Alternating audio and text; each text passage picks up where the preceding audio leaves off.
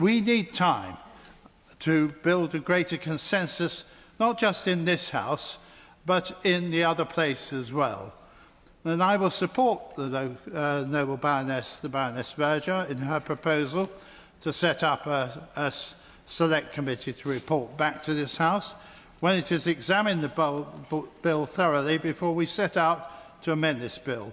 We need time to make it fit for purpose in ways almost every speaker has suggested, and we'll be using parliamentary processes to do so. What an extraordinary 2 days. After last Friday's debate, I went to a Beatles tribute band with my learning disabled son. We sang "All You Need Is Love." My Lord's, compassion is love, and it means journeying alongside someone, even at the end of life, as I did when my husband died from motor neurone disease earlier this year. Nursing him, with the help of fast-track NHS continuing care funding, with hospice and district nurses, and the brilliant Epsom rapid response team, which aims to keep frail and dying people at home. MND is often called the most feared disease.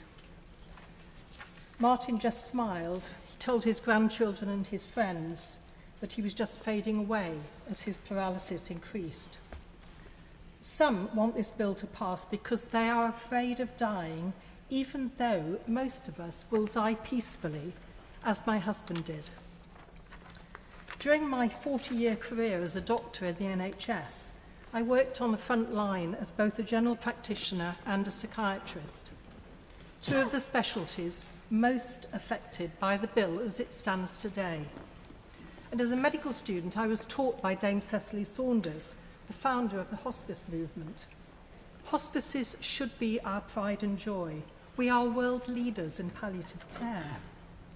The evidence from the Association of Palliative Care, though, is that growth in palliative care slows in countries with assisted dying services.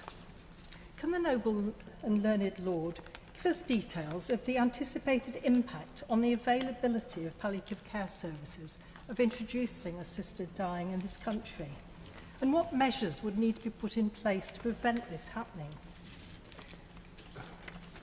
In highly centralised healthcare systems such as the NHS, the integration of assisted dying would risk subtle systemic coercion, and institutional endorsement would normalise its practice and implicitly shape patient decisions.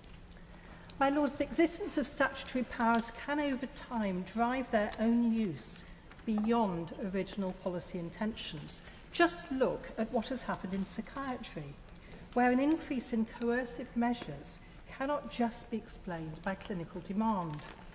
It must also be understood in terms of the institutional and cultural momentum generated by the availability of the powers in the Mental Health Act. Could the noble and learned Lord perhaps explain what safeguards will prevent coercion by doctors? And does he support the contention by doctors that assisted dying is not a treatment? Or if he thinks it is a treatment, why are there no plans to license and regulate the experimental lethal substances that will be used rather than leaving it to the Secretary of State? And can I just correct an earlier assertion about suicide rates? There is substantial evidence in 10 US states that legalisation is associated with a significant increase in suicide.